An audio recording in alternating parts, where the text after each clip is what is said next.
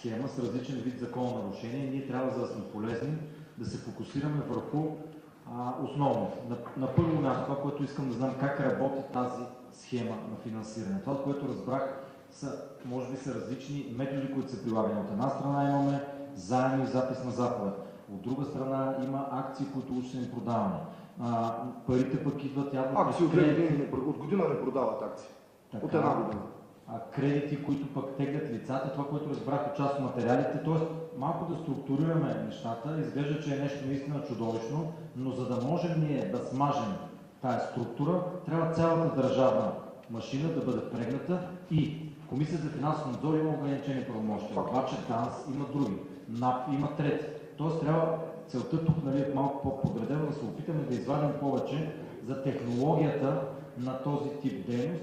И това е основната заслуга. Благодаря. Кмета на Вълчи дол е част от партията Свобода на Геннадий Атанасов, лидер на организирана престъпна група, бил заместник председател на Общински съвет във Варна, в момента общински съветник във Варна. Той беше мандатоносител на Васил Божков за партията му на тези избори. Геннадий Атанасов, повтарям го, да си го запишете. Може да го поканите, да го изслушате. Също така бивши служители на ОДМВР Варна, бивши полицаи от криминална полиция, от икономическа полиция, които в момента са водят охранители на Ивелин Михайлов, пазители, разпоредители, хора, които водят свидетели по сделки по оня начин за придобиване на имоти. Има едно лице, наречено Дениса Дарели, която е експертка в дирекция строителство и устройство на територията в община Ветрино. Това е лицето, през което минават всички сделки по оня начин за придобити имоти от Ивелин Михайлов, Вася Михайлова и цялата група, бих казал смело, престъпници. Хора, Комисията за защита на конкуренцията няма правомощия. Не ме разберете погрешно. Но вашата структура на ГЕРБ във Варна е причината Ивелин Михайлов да деребества така там.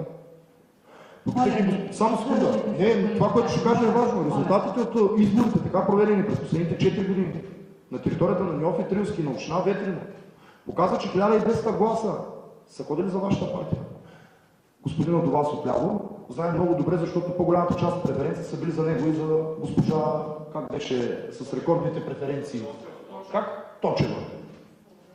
Не казвам нищо към вас, това не зависи от вас. Това са процеси на местно ниво, но е факт. Ако отворите да погледнете, там такива резултати има и за ВМРО. Се шегувам. Ивелин Михайлов, специално за Ветринска околия си има 1100 гласа, които всеки път си ги котира. Продава на дънки, на кралеци, смешно и на госпожата, но това не пречи, той с обратната психология да се отрече от дънката. А дали не е бит от дънката в центъра на Варна, преди той се знае. Много неща мога да ви разкажа. За ужасно много работа, която сте свършили, и да ви дам един съвет. Понеже като се подадете така лесно на провокации, целият този титаничен труд има шанс да бъде дискредитиран покрай един-два скандала, като поведението преди малко, и не си правите услуга нито на вас, нито на каузата. Затова е добре, даваме сметка, че очевидно сте обект на много голямо напрежение и оценяваме. Аз прегледах част от файловете, предлагам сътрудника на комисията да ги разпечата, да си ги депозираме, т.е. да бъдат приобщени като част от доказателствени материали. Щях да го направя Не, достатъчно сте свършили. Сега, трябва обаче ние да се фокусираме, защото изглежда това е една много сложна схема с различен вид закононарушения. Ние трябва, за да сме полезни, да се фокусираме върху основно. На първо място, това, което искам да знам, как работи тази схема на финансиране. Това, което разбрах, може би са различни методи, които са прилагани. От една страна имаме заеми и запис на заповед. От друга страна има акции, които уж са им продавани. Парите пък идват явно... Акции от година не продават акции. Така, от една година. Кредити, които пък теглят лицата, това, което разбрах от част от материалите, т.е. малко да структурираме нещата, изглежда, че е нещо наистина чудовищно, но за да можем ние да смажем тая структура, трябва цялата държавна машина да бъде впрегната и Комисията за финансов надзор има ограничени. Благодаря ви. Просто искам нашата група да приключи с въпросите, да моля колегите да ме извинят, че трябва да пътувам, ние сме от много далеч. Въпросите ми към вас са няколко. Първо споменахте, че има някаква връзка между Ивелин Михайлов и Home to You. Това между другото е един голям мастодон в недвижимите имоти. Какво бихте... Те стоят и за продажбата на зелено на въздуха над бивша радиозавод във Варна. И до него ще стигна. Това е по-нататък. Ако имате някакви конкретни данни, ще би било ми интересно да ги чуя. Това от една страна. От друга страна, казахте, споменахте Геннадий Атанасов, аз съм от Варна, не го крия, дълги години съм бил в Общинския съвет, познавам го.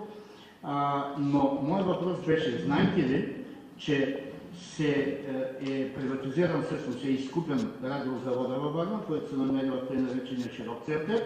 Изкупена и автогарата във Варна, централната автогара, и в момента се събарят с цел строителство на Сити, което се оценява някъде най-малко на около 50-60 милиона лева, които Ивелин Михайлов така рекламира много широко не само в Варна, но и най-вероятно чрез Home2You и в други места. И знаете ли, че това няма никакви разрешения за събаряне на тези сградите? Да, пак ние сме водата на този. Да, и знаете ли кой му помага в момента? Ако не знаете, аз ще ви помогна. Това е Дилян Иванов, казва се, това е заместник кмета на община Варна, на Коцев кмета, който му помага той да извършва тези строително-монтажни работи, без да има каквито и да е било строителни книжа за това. И две думи само по отношение на твърдението за кмета на Ветрено. Ивелин Михайлов няма мнозинство в Общинския съвет на Ветрено, той има мнозинство и е сменил цялото, има кмет и мнозинство в Вълчедол, където всички кадри на ГЕРБ са били между другото уволнени. В Ветрено има 6 съветника, как ще няма мнозинство? Вашите са 4. Няма мнозинство в този смисъл, в който говорим. Не, има. Ще ви го докажа с решението на Общинския съвет. Въпроси ще отговорите. Мисълта ми беше, че всъщност неговите политически амбиции чрез Геннадий Атанасов са в Вълчедол и там е успял, за разлика от Ветрено, където действително не е в добри отношения и аз поне не знам кой да има някакви отношения толкова близки с кмета на Ветрено. Какъв беше въпросът ви, колега Балачев, за Ситице?